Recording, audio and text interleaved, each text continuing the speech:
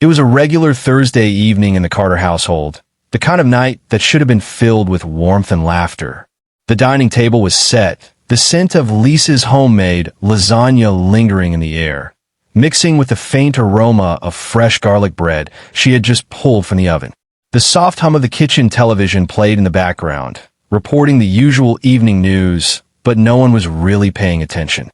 Lisa moved around the kitchen, wiping her hands on her apron as she placed the final dish on the table. "Dinner's ready," she called out, her voice carrying through the modest, yet cozy, four-bedroom house in Brookdale. Jake, her 14-year-old son, stomped his way down the stairs, earbuds in, hoodie up, the permanent scowl of a teenage boy plastered on his face. He slid into his usual chair, barely sparing his mother a glance, before pulling out his phone. Emily, the youngest, skipped into the dining room, her curly brown hair bouncing with every step. "I'm so hungry, Mom. What did you make?" "Your favorite," Lisa said, ruffling her daughter's hair as she sat down. Ethan Carter entered the room last. Always composed, always with the look of a man who was both respected and admired.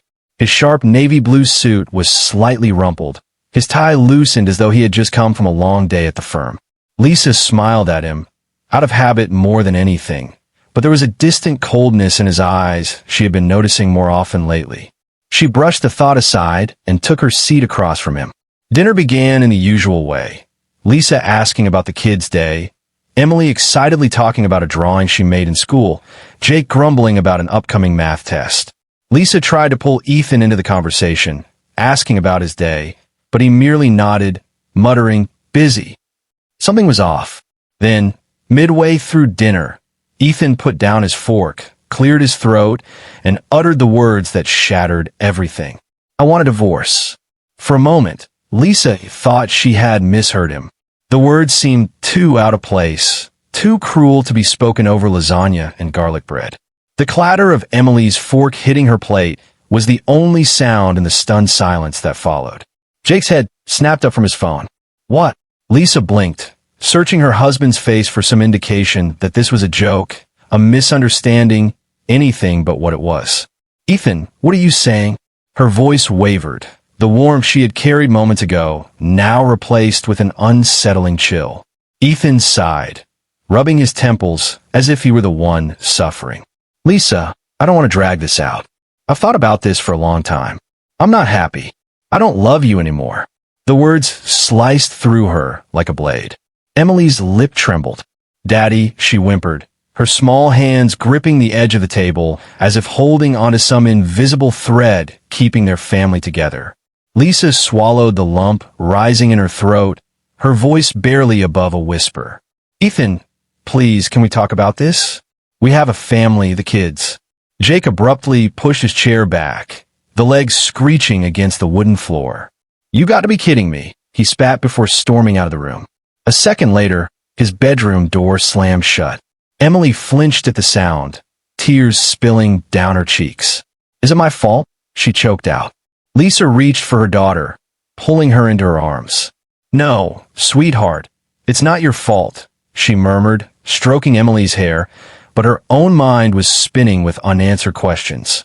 How did he do this? Why now? Ethan remained unmoved, his expression unreadable. "Lisa, I've met someone else." The air was sucked from her lungs. He didn't stop there. "Her name is Rachel. She's younger. We've been seeing each other for a while." Lisa's entire body went numb. You're having an affair?" He exhaled, as if this was just another business transaction. "It's not like that. I didn't plan for this to happen, but I can't ignore my feelings. Rachel makes me feel alive. We understand each other. And let's be honest, Lisa, you've been nothing but a mom for years. You've lost yourself." The room blurred. Lisa opened her mouth, but no words came out. She looked at the man she had built a life with, the man she had supported through every late night at work, every struggle, every dream he chased. And now, he sat across from her, casually dismantling their marriage like it was a business deal gone bad. Ethan pushed his chair back and stood up. "I'll be moving out this weekend."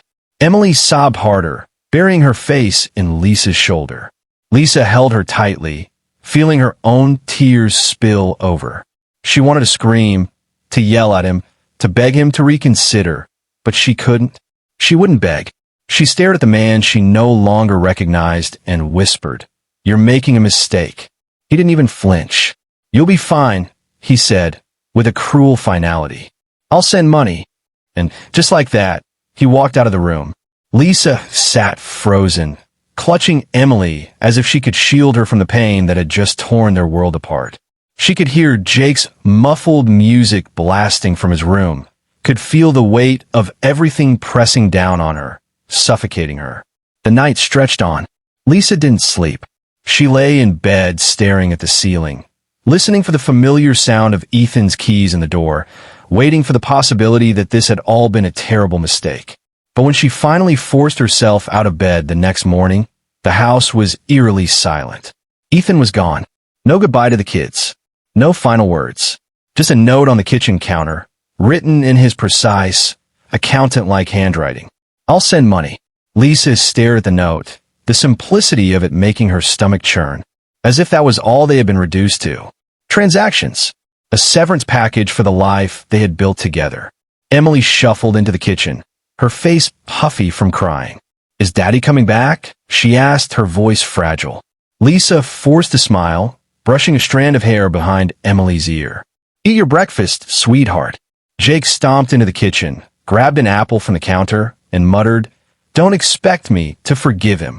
Lisa watched him walk away, her heart breaking for her children. She exhaled, gripping the edge of the counter, the weight of her new reality settling on her shoulders. He was gone, and she had no choice but to start over. Before we continue, do me a quick favor. Hit that like button, drop a comment with your thoughts so far, and most importantly, subscribe. You won't want to miss what's coming next. And hey, share this with someone who loves a good twist. Alright, let's get back to the story. Lisa sat at the kitchen table, staring at a stack of unpaid bills. The numbers blurred together, but the reality was clear. She had no money. The joint account, the one she had assumed would help her transition into this new life, was empty. Ethan had withdrawn everything before walking out. Her hands trembled as she reached for her phone.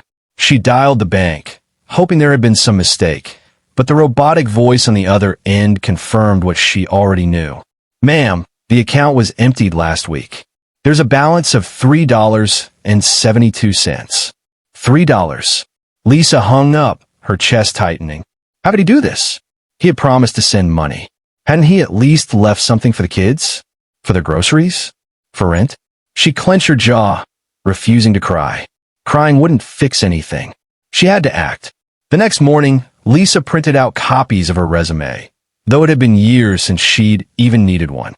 The last job she had was before Jake was born, back when she worked as an administrative assistant at a small law firm. She had left that behind to raise her children, trusting that Ethan's steady job as an accountant would keep them secure.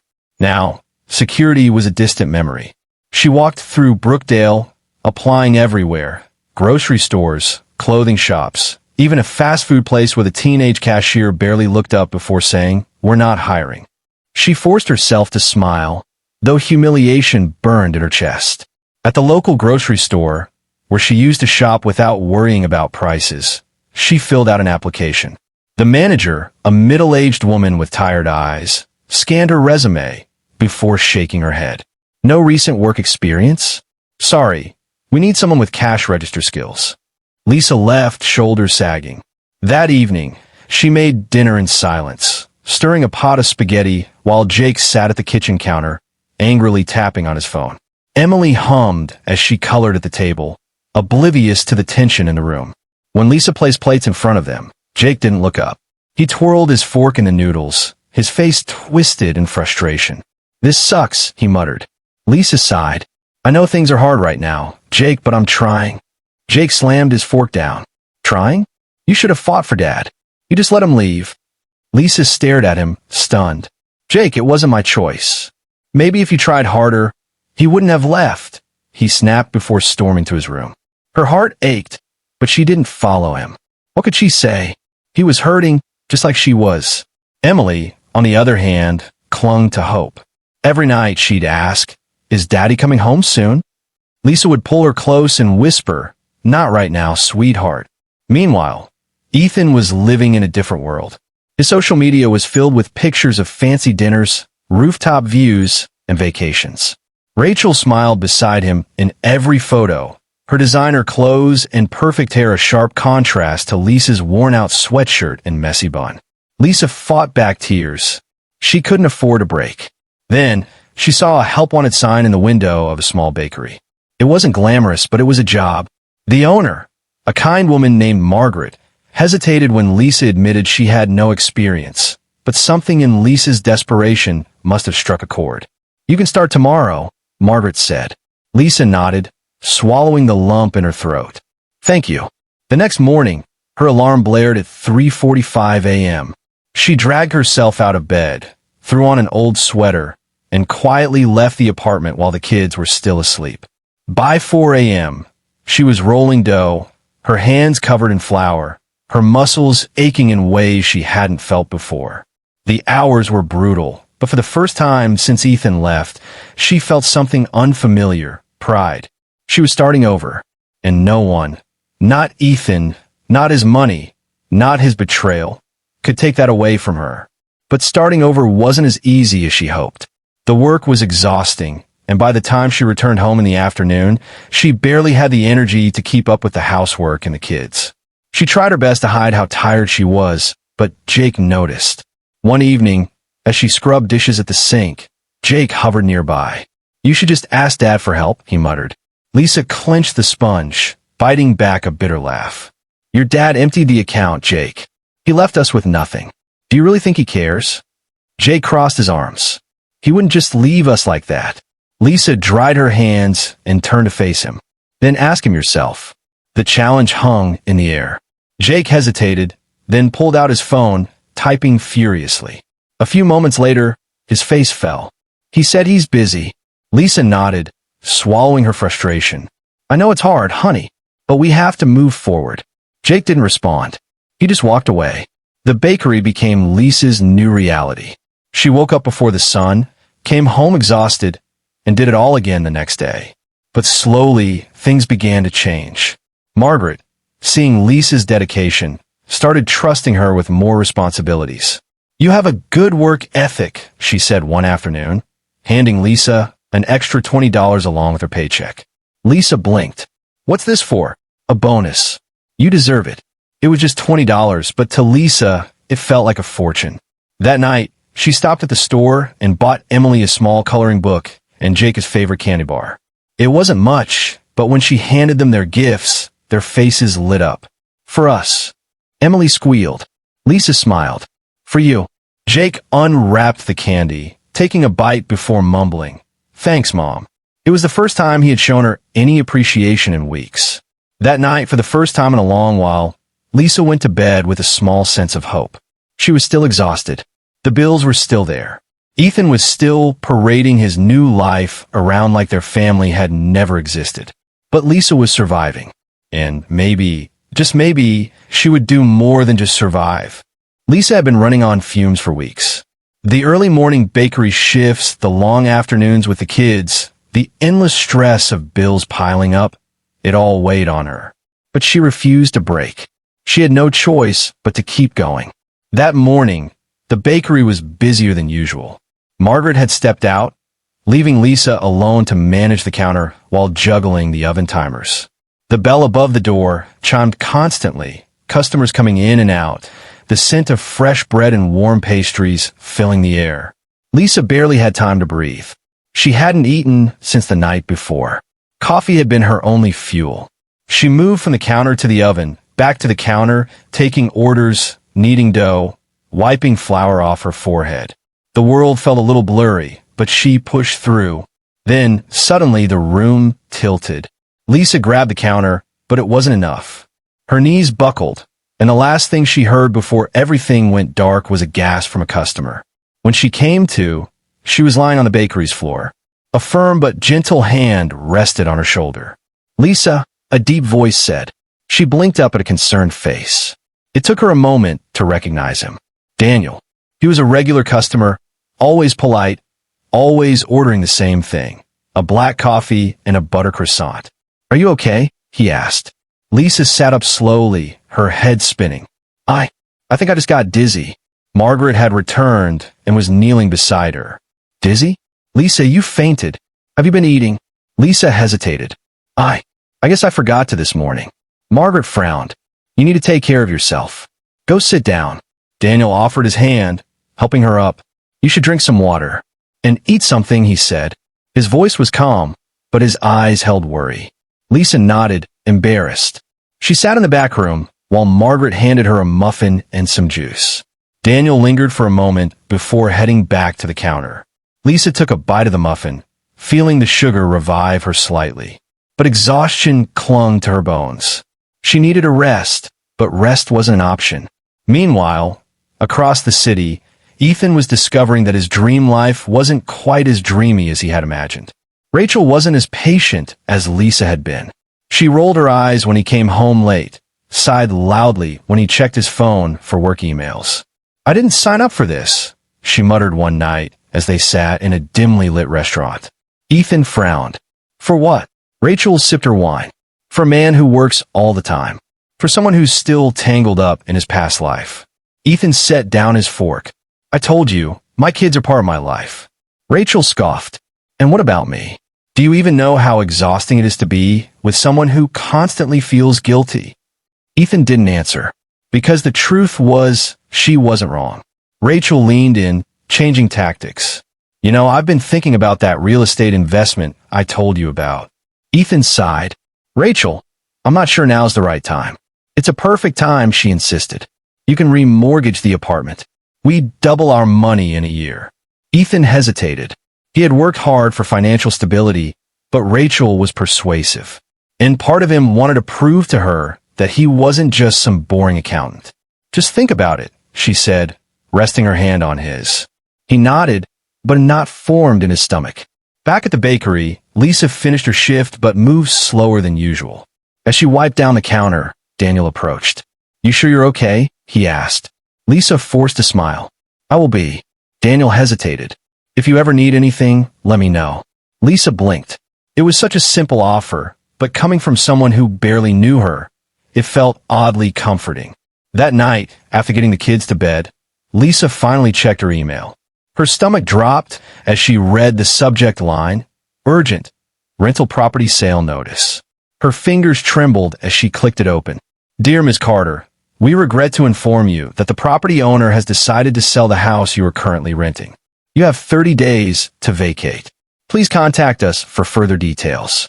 Lisa felt the world close in around her. 30 days. Where would they go? She squeezed her eyes shut, willing herself not to cry. But for the first time in a long time, she felt truly afraid. Lisa had no choice but to move quickly. The tiny two-bedroom apartment she found was nothing like their old home. The paint on the walls was chipped, the carpets had stains she didn't want to question, and the water pressure in the shower was weak. But it was a roof over their heads. Jake took one look at the place and scoffed. This is where we're living now. Lisa sighed, setting a box down. It's temporary. Jake rolled his eyes. Yeah, sure. Emily, clutching her stuffed rabbit, looked up at Lisa. Will Daddy visit us here? Lisa forced a smile. Of course, sweetheart. But deep down, she wasn't sure. That first night, she barely slept. The walls were thin, and she could hear the neighbors arguing. Emily tossed and turned in bed. At some point in the middle of the night, Lisa felt a small body climb into bed with her. Emily pressed against her side, whispering, I don't like it here, Mommy. Lisa wrapped her arms around her daughter. I know, baby, but we're going to be okay. The next morning, things didn't get better. Jake slammed the door on his way to school. Lisa barely had time to process it before Emily started crying. She had wet the bed. Again. Lisa cleaned up, reassuring her daughter it wasn't a big deal. But inside, she felt like a failure. Later that day, while struggling to juggle job applications and unpaid bills, she got a call from Jake's school. He had skipped class and been caught getting into a fight outside a convenience store. Lisa rushed over, her heart pounding. When she arrived at the principal's office, Jake sat with his arms crossed, a bruise forming on his cheek. Lisa took a deep breath. What happened? Jake didn't answer. The principal sighed. He's been skipping classes, and today he got into a fight with another student. We need to discuss his behavior. Lisa swallowed the lump in her throat. I understand. I'll talk to him. As they left the school, Lisa finally spoke. Jake, what's going on? He scoffed. Like you care. Lisa stopped walking. Excuse me? Jake turned to her, his face hard. You let Dad leave. You let everything fall apart. Now we're stuck in this dump. Lisa's breath caught in her throat. Jake, I didn't. But he was already walking ahead, hands shoved in his pockets. That night, she sat at the kitchen table, staring at bills she couldn't pay. She felt stuck, trapped in a nightmare with no way out. Then her phone buzzed. Daniel. She hesitated before answering. Lisa, I know things are tough, but I wanted to talk to you about something, he said. I have a position open at my firm. It's not glamorous, but I think you'd be a great fit. Lisa blinked. Wait, you're offering me a job? I've seen how hard you work. You're smart, Lisa. You just need a chance. Tears burned in her eyes. Daniel, I appreciate it, but I don't have experience in finance. I can teach you, he said simply. Think about it. Lisa hung up and sat there stunned. Someone believed in her. The next morning, after dropping Emily off at school, she walked into Daniel's office. I'll take the job. Her first day wasn't easy. She felt like an outsider in a world she didn't understand. The office was quiet, filled with the sound of typing and clicking keyboards. Daniel introduced her to a few employees, but she could tell they were skeptical. You used to work in a bakery? One of them, a woman named Claire, asked. Lisa nodded. Yes. Claire raised an eyebrow, but said nothing else. Lisa spent the day learning, making mistakes, feeling overwhelmed. But Daniel was patient. Don't worry about being perfect, he told her. Just keep learning. That night, as she tucked Emily into bed, she felt something new. Hope. Meanwhile, across town, Ethan was learning that life didn't always go as planned. Rachel had become distant. She spent less time at home, making excuses about work and social events.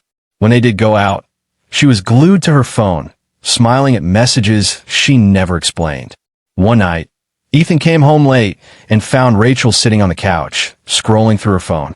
Hey, he said, dropping his briefcase by the door. She barely looked up. Hey, something inside him twisted. Everything okay? Rachel sighed. Ethan, can we not do this right now? He watched her for a moment before making a decision. As she got up to go to bed, she left her phone on the coffee table. He hesitated, then picked it up. His stomach clenched as he read the messages. Can't wait to see you again. Last night was amazing. Read hard. Ethan's hands tightened around the phone. His chest felt hollow. Rachel was cheating on him. The next morning, Rachel acted as if nothing was wrong. She kissed Ethan on the cheek before heading out, humming to herself. Ethan stared at the closed door, his mind spinning. He had left his wife for this woman. He had thrown away everything. And now, he was the one being left behind. Ethan sat in his dimly lit rental apartment, staring at the unpaid bills piling up on the small kitchen table. Just weeks ago, he had been sipping expensive wine in a luxury high-rise with Rachel. Now, his fridge was nearly empty, and he was living off instant noodles. The real estate deal had seemed like a golden opportunity. Rachel had assured him it was foolproof. Trust me, Ethan, this will double your money in no time, she had said, flashing that dazzling smile. He had believed her. He had signed everything without hesitation, and then the money vanished. The so-called investment group disappeared overnight. He had lost everything. His savings, his apartment, his pride. Rachel didn't stick around to offer sympathy. When he told her, she barely reacted. That's unfortunate, she said, already slipping on her designer heels. By the time he came home that evening, her things were gone. No note, no goodbye, just an empty closet and silence. Ethan sat in his worn-out chair, rubbing his temples. His mind drifted to Lisa. For years, he had thought she wasn't ambitious enough, that she had wasted her potential being just a mom. But now, here he was broken, alone, and drowning. Across town, Lisa was thriving. She had thrown herself into her job with everything she had. The first few weeks were tough, learning financial strategies, understanding investments, dealing with skeptical clients, but she refused to give up. Daniel had noticed her effort. You've got something, Lisa. You don't just work hard. You work smart. Lisa had started staying late, reading books on financial management, taking online courses after the kids went to bed. Slowly, she started gaining confidence. She learned how to spot good investments, how to advise clients, how to navigate risk. One afternoon, Daniel called her into his office. "I want to promote you," he said simply. Lisa blinked. "Wait, what?" "You've proven yourself," he said. "I need someone sharp to manage bigger accounts, and you're ready." Lisa had walked out of that meeting in a daze. She had spent so many years feeling like she had no value outside of being a wife and mother. Now, she was standing on her own feet, and it felt incredible. With her promotion came higher pay, and for the first time in a long time, she could breathe. She moved the kids into a better apartment. Nothing fancy, but safe, warm, and comfortable. Jake had noticed. "This place is nice," he admitted one night at dinner, poking at his food. Lisa smiled. "Yeah, it is." Things weren't perfect. Jake was still distant, still angry. Emily still asked about her father, but they were healing slowly. One evening, Lisa sat at her desk, reviewing her notes from a finance course when an idea struck her. She had spent months helping clients grow their wealth. Why couldn't she do the same for herself? She called Daniel the next morning. "I want to start my own consulting business," she said, her heart pounding. Instead of laughing or discouraging her, Daniel grinned. "I was wondering when you'd figure that out." Over the next few months, Lisa worked tirelessly to build her business. She started with small clients, single mothers, small business owners, people who needed financial guidance but couldn't afford big firms. She taught them how to budget, how to invest, how to build security. Word spread. Her client list grew. She barely had time to reflect on her success when her phone rang one evening. Ethan.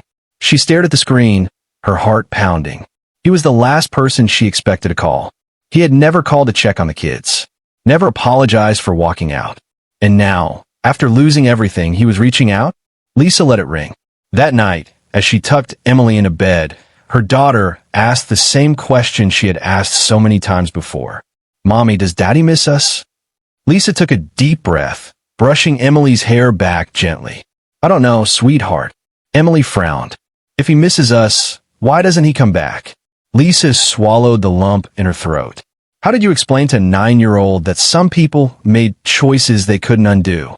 That some wounds ran too deep? "I don't have that answer," Lisa admitted softly.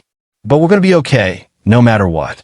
Emily didn't seem convinced, but she nodded sleepily. Lisa stayed by her side until she drifted off.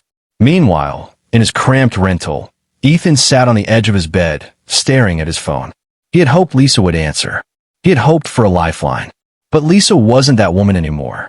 And for the first time in his life, Ethan Carter knew what it felt like to be truly alone.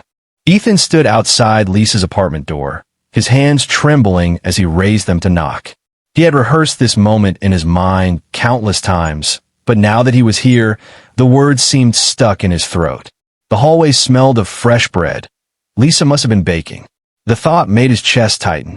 The door swung open, and Lisa stood there, her expression unreadable. She looked different, stronger, more confident. Gone was the woman who once waited for his approval. Now, she held herself with quiet authority, as if nothing he said could shake her anymore. Jake stood behind her, his arms crossed, his eyes cold. Emily peeked out from behind Lisa, then quickly hid when she recognized him. Ethan swallowed hard. "Lisa, I made the worst mistake of my life." Silence. No anger, no relief, no warmth. Just silence. Lisa studied him for a moment, then stepped aside. "Come in." The apartment was modest but inviting. A far cry from the house they had once shared, but it felt like a home. Family photos lined the walls, pictures of Jake and Emily, birthdays, school events, moments Ethan had missed. A part of him ached at the sight. He sat on the edge of the couch, his fingers nervously tapping his knee. Lisa stood across from him, arms folded. "Say what you came to say, Ethan." He exhaled shakily. "I was a fool. I threw everything away for a lie. Rachel, she left the second things got tough. I lost the apartment, the money, the respect of everyone who ever trusted me. But the worst part? I lost my family. I lost my kids." Jake scoffed from the doorway. "You didn't lose us, Dad. You left us. Big difference."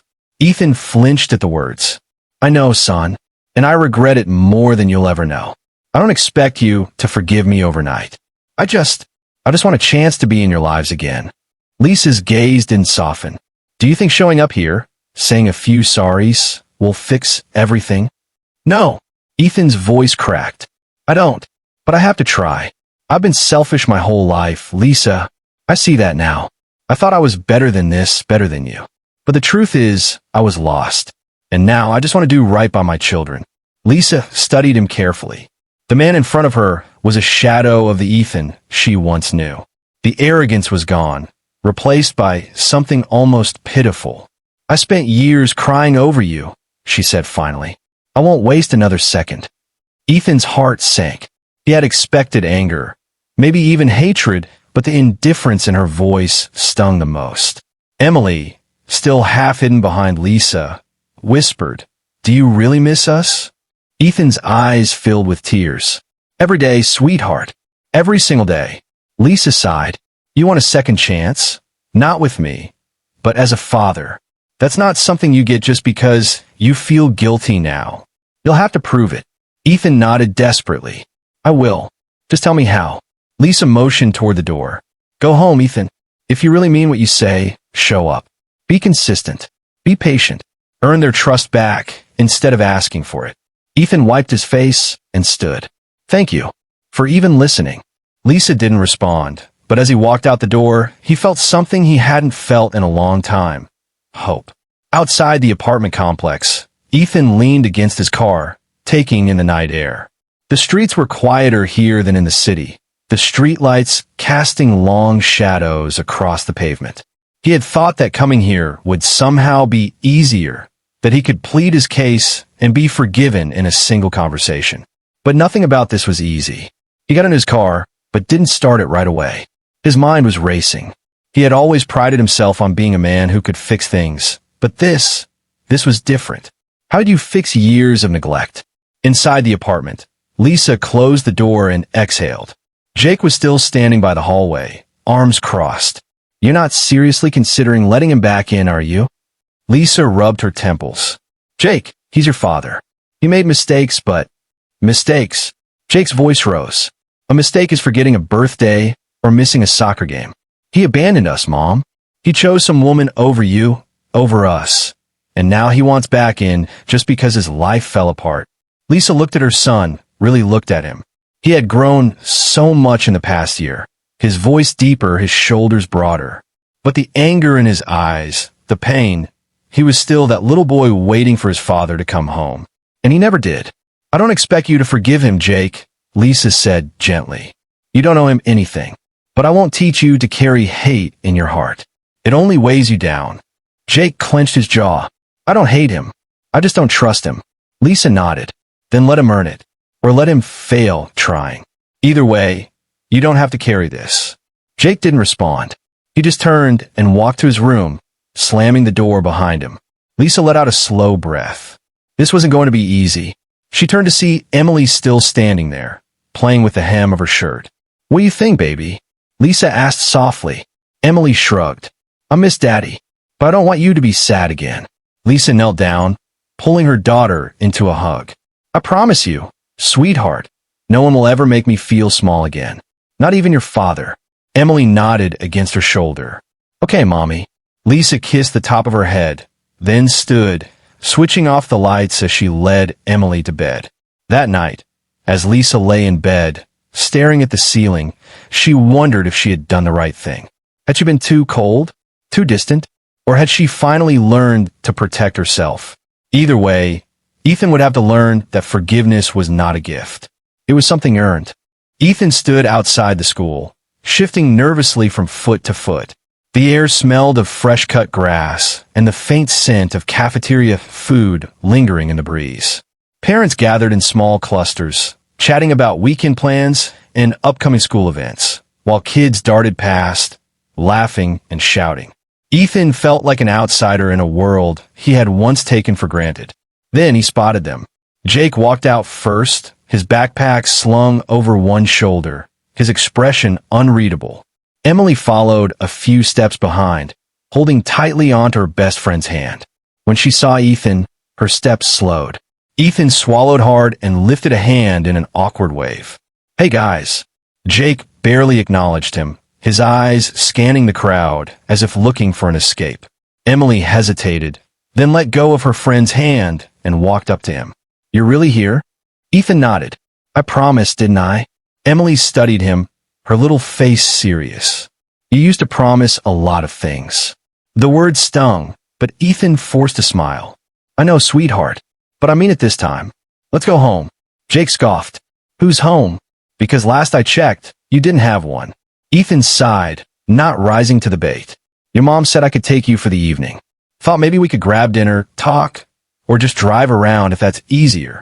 Jake rolled his eyes, but climbed into the car without another word. Emily hesitated before following, her tiny hands clutching the straps of her backpack. The drive was quiet at first. Ethan turned on the radio, letting the soft hum of music fill the silence.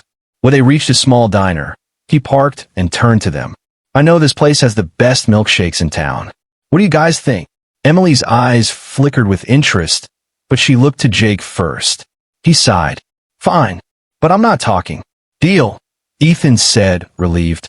Inside, they slid into a booth. The waitress, an older woman with a kind face, took their order. 3 chocolate milkshakes coming right up. Emily's lips curled into a small smile. "You remembered." Ethan smiled back. "Of course." For the first time in a long time, they sat together as a family, fractured but present. Emily talked about school, about how she was learning to write in cursive.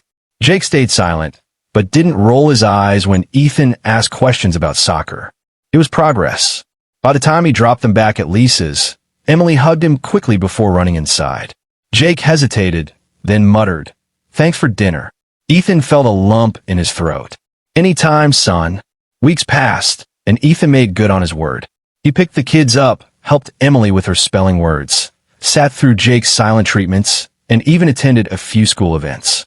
The first time he showed up for Jake's soccer game, his son acted like he didn't see him. But when he scored a goal and Ethan cheered the loudest, there was a flicker of something in Jake's expression. Not quite forgiveness, but maybe the first step toward it. Meanwhile, Lisa thrived. Her business had taken off in ways she never imagined. She was no longer just Daniel's assistant. She was a powerhouse in her own right, making smart investments, growing her clientele, and becoming someone people respected in the industry. One afternoon, as she stood in the kitchen of her new home, a stunning modern house with high ceilings and big windows, she watched her kids laughing in the backyard. It was everything she had once dreamed of, but never thought she could have. Her phone buzzed. A message from Daniel. "Excited to see you at the gala tonight. You deserve this." She smiled, typing back a quick reply before grabbing her dress from the closet. The gala was grand, filled with the city's top entrepreneurs and executives. Lisa, dressed in an elegant navy gown, looked every bit the woman she had fought to become. People greeted her warmly, congratulating her on her achievements. She felt proud, not just for the success, but for the journey. Then she saw him. Ethan stood near the back of the room, dressed in a suit that looked slightly worn. He wasn't supposed to be here, but someone must have let him in. He didn't approach her, didn't try to steal her moment. He just watched, his expression unreadable. Lisa held his gaze for a moment before turning away, focusing on the people around her. This was her night. But deep down, Ethan knew the truth. He had lost her long before tonight. As he stepped outside into the crisp evening air, he exhaled. He had spent so much time chasing what he thought was happiness, only to realize he had thrown away the real thing. He had traded a diamond for a rock, and now, all he could do was live with it.